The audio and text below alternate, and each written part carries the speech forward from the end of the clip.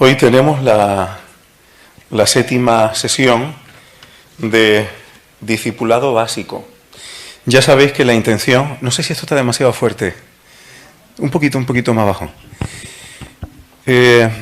La intención con estas sesiones que estamos teniendo una vez al mes es que tengamos una serie de recursos sencillos, aunque aquí a veces las reflexiones no sean tan sencillas, pero sí los recursos y las ideas principales, porque el Señor Jesús nos envió, nos mandó a hacer discípulos. Y hacer discípulos no es una persona que levanta la mano un día y dice, yo acepto a Jesús y ya está. Eso puede ser un comienzo. Un discípulo, en palabra del Señor Jesús, es el que está aprendiendo porque otros discípulos le están enseñando a guardar todo lo que Él mandó, bautizándolos en el nombre del Padre, del Hijo y del Espíritu Santo. Ojo, no en un nombre para el Padre, en un nombre para el Hijo y en un nombre para el Espíritu Santo. Los tres son un solo Dios. Un nombre. Porque el que hace la voluntad del Hijo está haciendo la voluntad del Padre. Y para hacer la voluntad del Padre en Cristo Jesús necesitamos la ayuda del Espíritu Santo. Si no, no hay nada que hacer. En tu carne no puedes, en mi carne no puedo. ¿Por qué estoy diciendo esto? Porque una vez que la palabra de Dios ha sido sembrada y hay una respuesta en los corazones, hay que regar para ver qué fruto y qué calidad tiene cada corazón. Y el tema que vamos a tocar hoy es congregarse con la eclesía. Cuando digo congregarse con la eclesía es iglesia, es la palabra en griego para iglesia, no me estoy refiriendo necesariamente aquí, aunque el nombre que tenemos puesto es eclesía, ¿verdad? Sino congregarse con otros que como tú han sido llamados fuera. La iglesia lo que significa son los que por haber recibido la palabra de Dios han sido sacados de este sistema, de este mundo, para pertenecer a Dios.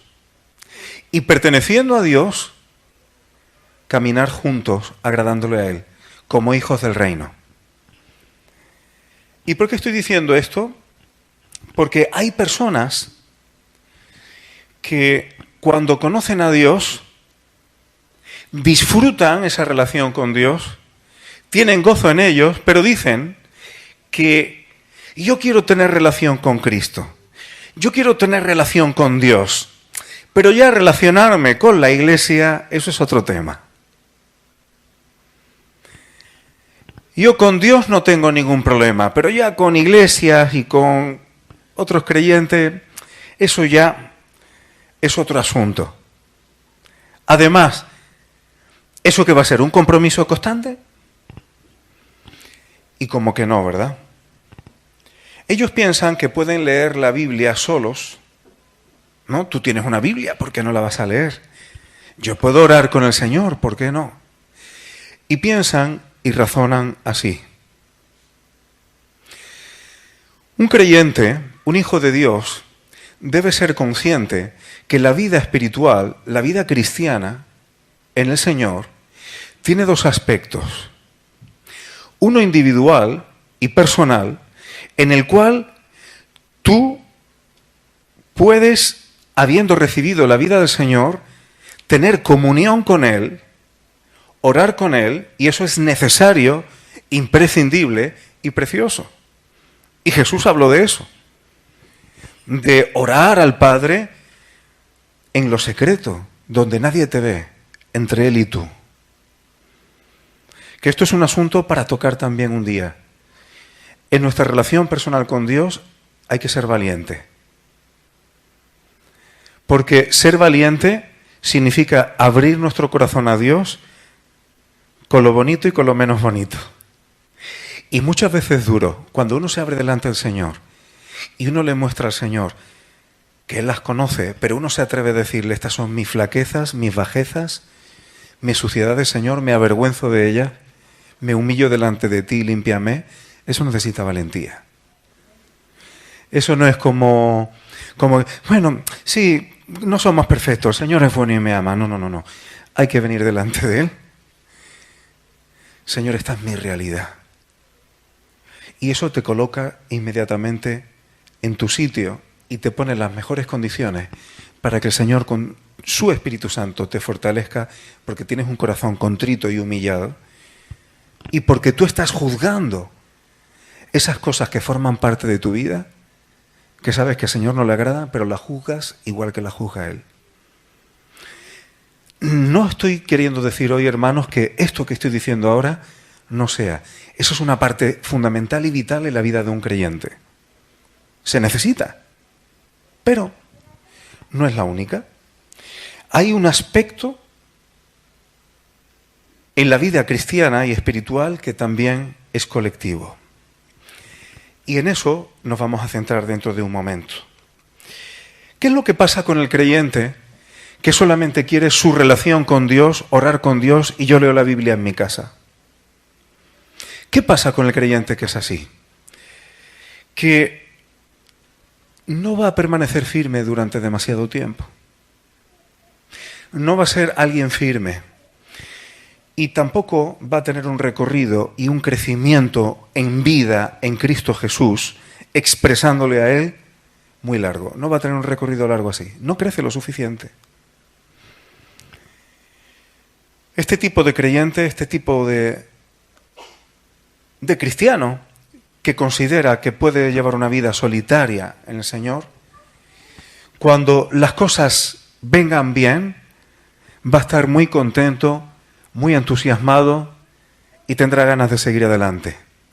Pero en el momento que el entorno se vuelva desfavorable, en el momento que vengan dificultades, ya le va a costar perseverar. Dios no creó al hombre para estar solo. Y dijo, no es bueno que esté solo. Y por eso hizo a la mujer. Pero una vez que hizo a la mujer, no dijo, qué bien, ya hay dos. No, fructificad y multiplicaos. Y fijaos una cosa, no es exactamente lo mismo, o hay matices entre fructificar y multiplicarse. Multiplicarse es numérico, pero fructificar, aunque pueda ser numérico también, pero implica un grado de maduración, implica un desarrollo, implica un crecimiento. Tú comes una fruta cuando está en su punto, cuando está madura, no cuando está en flor. Fructificar y multiplicarse. Necesitamos la colectividad en nuestra vida cristiana, porque así es como fructificamos y nos multiplicamos. Y no es el tema en el que me voy a meter, pero hay veces que para yo fructificar tengo que tratar con hermanos que me obligan a tomar la cruz. Porque se las traen. Porque tiene un carácter que... Y eso, aunque a mi carne no es agradable, pero crucifica mi carne y por tanto me hace crecer, desarrollarme y fructificar. Claro, eso no quiere decir que yo quiera santificar a todo el mundo a fuerza de ser de un carácter insoportable. Voy a santificar a todos. No, se trata de eso.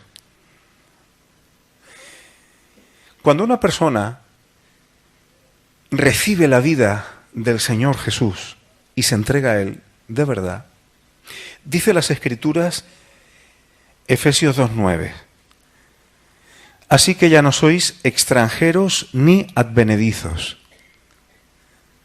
Fijaos, no sois extranjeros.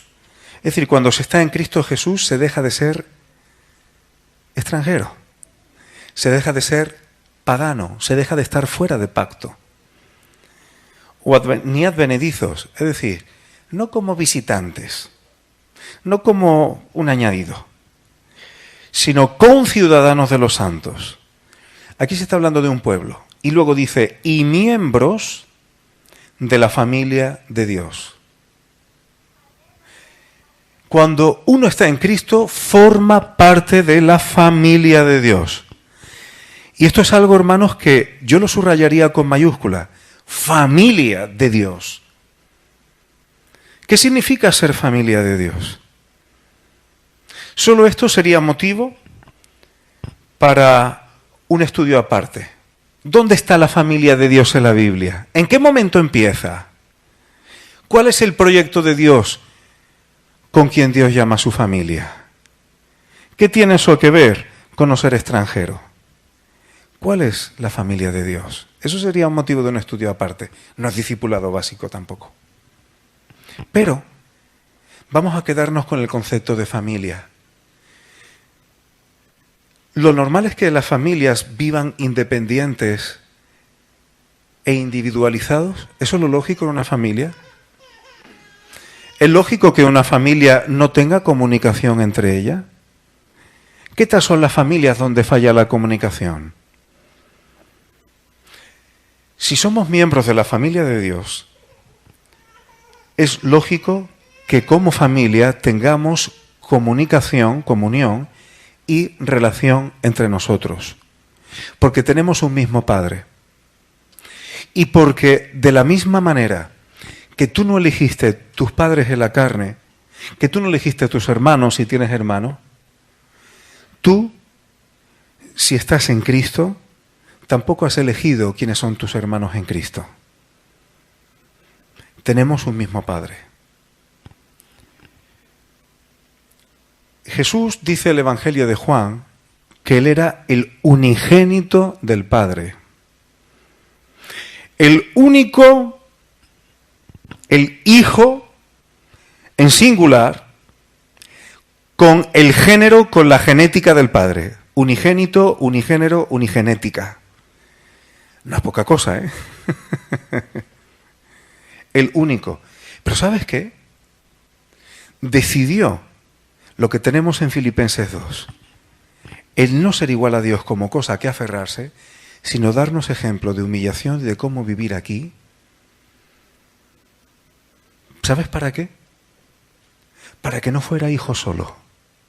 Porque todos los demás estábamos destituidos de la gloria de Dios, según la ley de Dios, irreconciliables con Él. Pero Él hizo una obra, se humilló de tal manera para que con todas las de la ley, todos los que creyeren en el Hijo fuesen hechos y recibieran la potestad, dice el Evangelio de Juan capítulo 1, de ser hechos hijos de Dios. O sea, que Jesús ya no es el unigénito, ahora es el primogénito de muchos hermanos. La segunda parte de Romanos 8:29 lo dice. Para que Él sea el primogénito de muchos hermanos. Lo que ha hecho Jesús es para no ser Él el único, sino para que la familia de Dios fuese más extensa. ¿Quién soy yo entonces? Para aislarme del resto de la familia de Dios. Dice también las Escrituras, no me voy a alargar mucho, ya voy a la mitad, porque me gustaría, hermanos, que hoy pudiera haber algún tiempo de compartir en esta dirección. La bendición de estar en comunión con la eclesía, con la asamblea, con los llamados fuera, con el pueblo de Dios, con sus hijos. Dice también la palabra que cuando las personas nacen de nuevo, las personas que son hijos de Dios, forman la morada de Dios. Jesús dijo que el Padre y yo vendremos a Él y haremos morada con Él. Morada de Dios, su casa.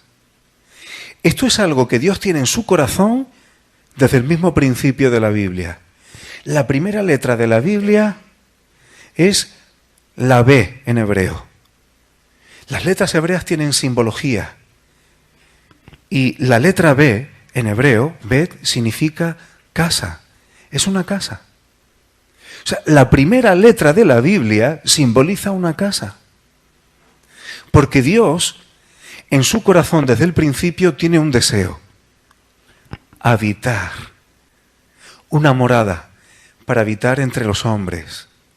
Así empieza la Biblia, dando ese atisbo con la primera letra. ¿Pero cómo termina? ¿Cómo termina la Biblia? La Nueva Jerusalén, Dios como templo, en el cielo nuevo, en medio del cielo nuevo y la tierra nueva, habitando en medio de los hombres. Eso es un deseo que Dios tiene en su corazón. Y hay adelantos. Hoy ya el Señor puede vivir en sus hijos, habitar en ellos, expresarse en ellos.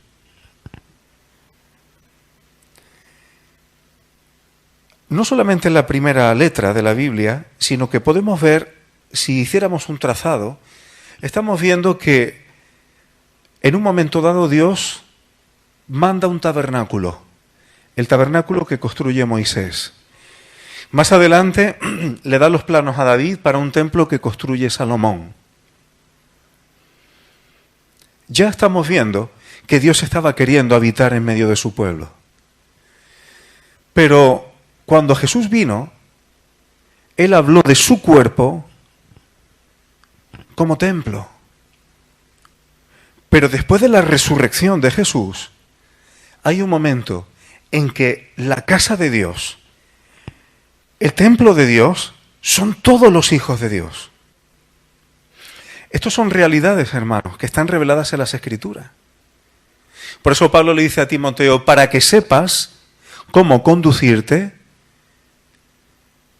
en la iglesia, la casa del Dios viviente, columna y baluarte de la verdad. Pablo no le dice a Timoteo, en la iglesia hay que tener cuidado porque a veces hay gente, Timoteo, quédate solo en tu casa leyendo y orando, solo.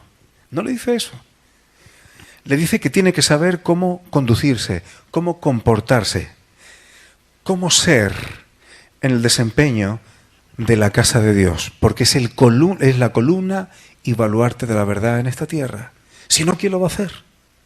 Y ahí quiere habitar el Señor.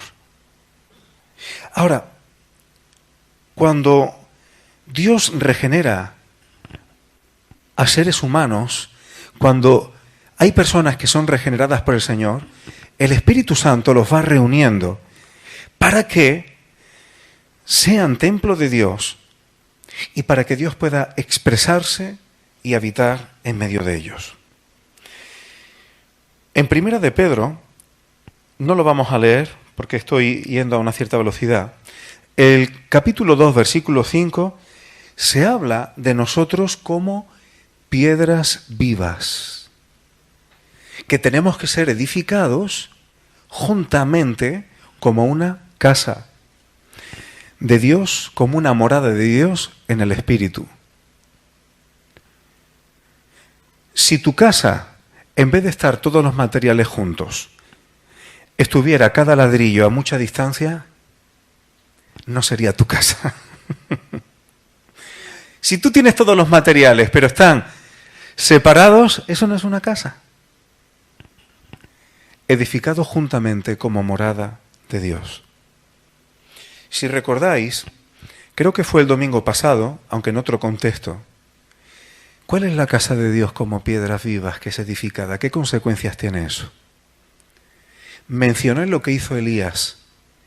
Cuando Elías, en un contexto social, político y religioso totalmente hostil, detrás de Jezabel había idolatría, unas mezclas extrañas, perseguía a los profetas de Dios, perseguía a los sacerdotes de Dios. Cuando Elías hace ese desafío, él coge y hace un altar con 12 piedras que están simbolizando al pueblo de Dios. Y cuando las 12 piedras están edificadas y juntas como un altar, a pesar de que habían mojado ese altar con zanjas alrededor, ¿tú puedes meterle fuego a algo que pongas en un altar que está completamente mojado? ¿Va a prender? Pues el poder de Dios se manifestó. Cuando las piedras estaban juntas, edificadas para adorar, a pesar de que estaba mojado, Elías dijo la palabra, una palabra, e inmediatamente cayó fuego del cielo y consumió aquello. La unidad, cuando el pueblo de Dios adora, se humilla, edificados como piedras vivas, como casa espiritual, entonces el poder de Dios, los dones que el Espíritu Santo reparte, el amor como el don supremo, entonces y solo entonces se manifiesta y los demás lo ven. Pero yo solito en mi casa, que me llevo muy bien con Dios, limita mis dones, limita la expresión y la gloria de Dios. Dice también, 2 Corintios, la segunda parte del, capítulo 6, versículo 16, segunda parte, 17 y 18.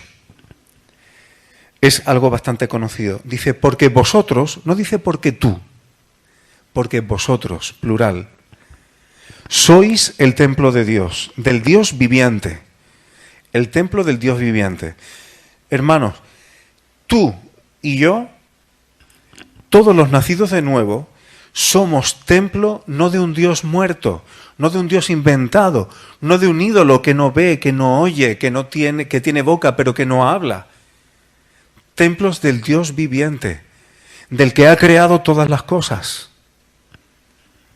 Pues sigue diciendo, habitaré y andaré entre ellos. Esto se lo decía Dios a su pueblo. Habitaré y andaré entre ellos. Colectividad. Y seré su Dios y ellos serán mi pueblo. Por lo cual, salid de en medio de ellos y apartaos, dice el Señor. Haced diferencia. Los que vivís en bloques de piso, ¿qué hacéis? ¿Tiráis todas las paredes y todos los vecinos de una planta estáis todos arrejuntados? ¿Hacéis eso? Dios quiere su casa, separado de lo que no es su casa, separado de este sistema que se opone a Él. Y quiere que su pueblo tengan, vamos a decirlo así, una cultura no religiosa, no una cultura evangélica, no una cultura denominacional, sino una cultura que expresa el carácter de Dios. Cada uno según los dones, según la multiforme gracia de Dios, como si fueran los destellos de un diamante. Según de donde venga la luz, da destellos distintos. Pero es el mismo diamante. Cuando la vida de Dios se expresa en medio de su pueblo, sólo así podemos expresar las distintas facetas de su carácter. Y eso glorifica su nombre, hermanos. Esto muestra la imagen de Dios. Por eso dice, salid en medio de ellos y apartaos, dice el Señor. Y no toquéis lo inmundo, lo sucio. ¿Quién quiere su casa sucia? Hay enfermedades que seguro que conocéis, las personas que se dedican a recoger cosas y basura y la acumulan en casa y al final no hay quien entre ahí ni puede vivir ahí, ¿verdad? El síndrome de Diógenes. Dios no quiere una casa sucia. Por eso dice, no toquéis lo inmundo y yo os recibiré. Y ahora dice, y seré a vosotros por padre y vosotros me seréis hijos e hijas. Las hijas también son coherederas de la gracia. Dice el Señor Todopoderoso. Este pasaje, hermano, une estos dos conceptos que hemos visto. Familia y morada. Estas cosas, hermano, no se puede hacer como un asceta metido en una cueva, en un monte, en una ermita. Esto necesita la comunión de los hijos de Dios. Y para ir terminando, un último aspecto. Los creyentes de forma colectiva, dice la palabra, que forman el cuerpo de Cristo y que somos miembros los unos de los otros y que juntos formamos el cuerpo de Cristo. Efesios 4:4 dice que solamente hay un cuerpo. Primera de Corintios 12:12 dice que los miembros del cuerpo son muchos. ¿Cuántas células tienes en tu cuerpo? Los miembros son muchos. Pero que el cuerpo, aún así, sigue siendo uno solo. El versículo 13 de 1 de Corintios 12, que hemos sido bautizados, esto ya lo volveremos a tocar, Esteban y José, bautizados en un cuerpo. ¿Qué significa eso? ¿Qué significa ser bautizados, sumergidos en un cuerpo? Y si somos un cuerpo, ¿Es posible para un cristiano ser individualista si somos miembros de un cuerpo? Un ejemplo que he oído a mi padre muchas veces. Hay personas que tienen unos ojos preciosos. Personas que tienen unos ojos grandes, de un color bonito, precioso. Ahora, ese ojo, por bonito que sea, fuera de ese cuerpo y puesto ahí aparte, daría entre asco y miedo. Súper desagradable, inútil, asqueroso y tenebroso. Sin embargo, en su sitio, algunos ojos son bonitos, preciosos. Hermanos, necesitamos ser un cuerpo. Pero yo quiero enfocar el asunto del cuerpo desde una perspectiva práctica. La Guardia Civil. ¿Habéis visto que pone cuerpo de la Guardia Civil? ¿Habéis visto que pone cuerpo? ¿Por qué se le llama el cuerpo de la Guardia Civil? Porque funciona como una entidad. Y mira que tiene cuarteles, delegaciones, comisaría, igual no se llama así la de Guardia Civil, pero en fin, que tienen delegaciones y están repartidas por todo el territorio, pero son un cuerpo. Un cuerpo. Además es un cuerpo militar. Viven entre nosotros, pero ellos tienen una serie de normativas que son distintas a la vida civil a la que podemos tener tú y yo. ¿Y no es esto un buen ejemplo de lo que debe ser el pueblo de Dios? Estamos en este mundo, pero no somos del mundo. Nos conducimos de una forma distinta. La Guardia Civil tiene jerarquías. Nosotros solamente tenemos una cabeza, el Señor Jesucristo. No tenemos jerarquías como ellos. Pero somos un cuerpo. El Señor Jesús gobierna, manda, instruye, sustenta el cuerpo. Y nosotros, en función de los dones, capacidades, cada uno tenemos nuestras funciones, pero el cuerpo es uno solo. La cabeza es una sola. Y esto es algo práctico, hermano. El cuerpo de Cristo no es, a veces se llama el cuerpo místico de Cristo. Déjame de misticismo porque yo tengo que convivir contigo aquí. Yo tengo que tratar contigo aquí en la tierra. Yo tengo que dar testimonio de Cristo contigo aquí en este mundo. Yo tengo que ser animado, estimulado por ti para saber apartarme de este mundo. Saber que somos como un cuerpo militar. Nosotros militamos para el Rey de Reyes, Señor de Señores, con armas espirituales. Pero eso no quiere decir que no sea violencia. La violencia espiritual puede ser mucha. A través de entidades y potestades. Y también el mundo puede presionar bastante. Tenemos que animarnos, estimularnos para no claudicar, como un solo cuerpo. Y para ir finalizando, hermanos, decir que tú puedes adorar individualmente, pero hay una adoración con mayúscula en las Escrituras que es colectiva. Fijaos en el libro de Esdras, capítulo 3, cuando lo tenéis puesto en el título, restauración del altar y del culto. En el mes séptimo dice que estaban los hijos de Israel establecidos en las ciudades, o sea, estaban en sus ciudades, cada uno tenía ya su lugar. Se juntó el pueblo, aquí viene lo del cuerpo, como un solo hombre en Jerusalén. Nada más, lo que esto puede apuntar ya es como para hablar rato y rato. El pueblo de Dios, que estaban cada uno en sus ciudades, se junta como un solo hombre en Jerusalén. Levantaron, me salto los nombres de los que vienen, el versículo 2, y levantaron y edificaron el altar del Dios de Israel, unidad de nuevo, como el ejemplo de Elías, para ofrecer sobre el holocausto como está escrito en la ley de Moisés, varón de Dios.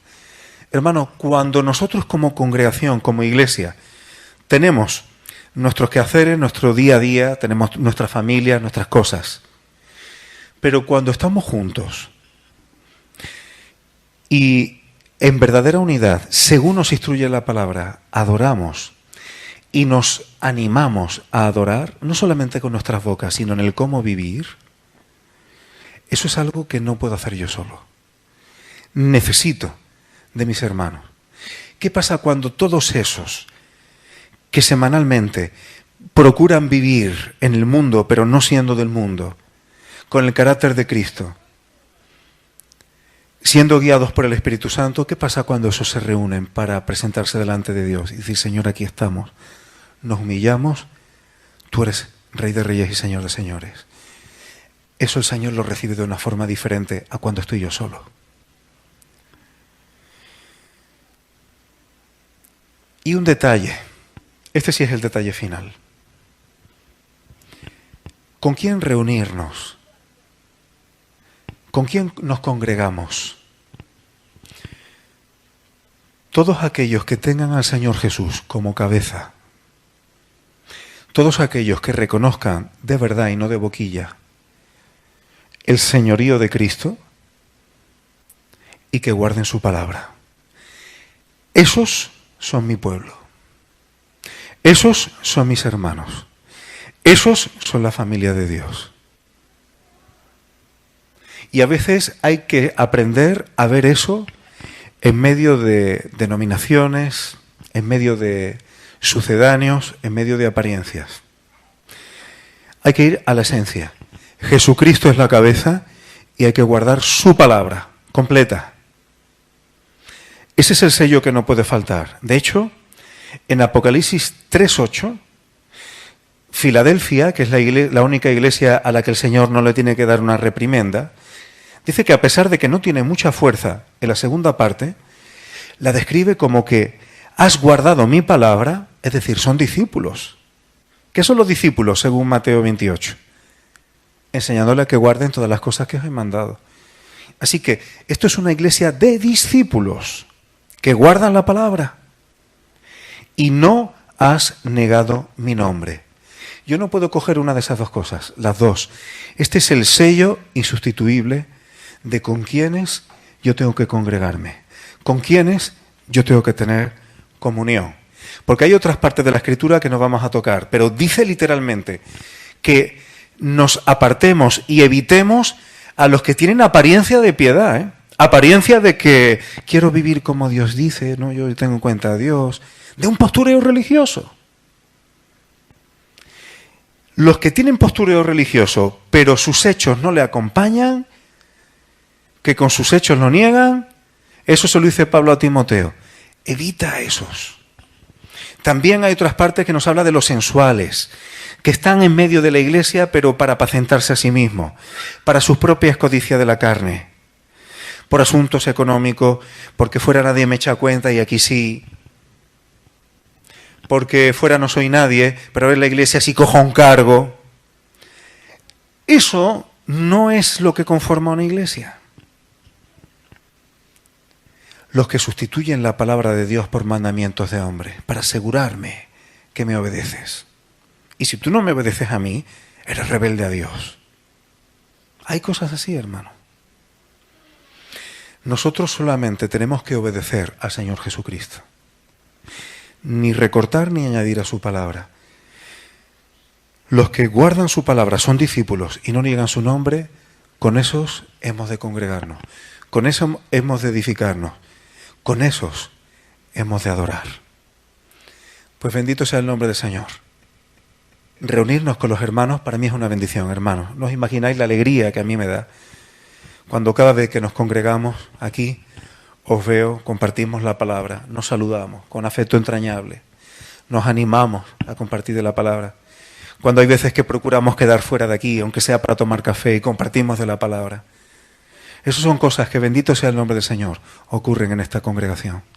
Que no se pierda, que nos apartemos de la suciedad de este mundo y podamos ser edificados. Bendito sea su nombre.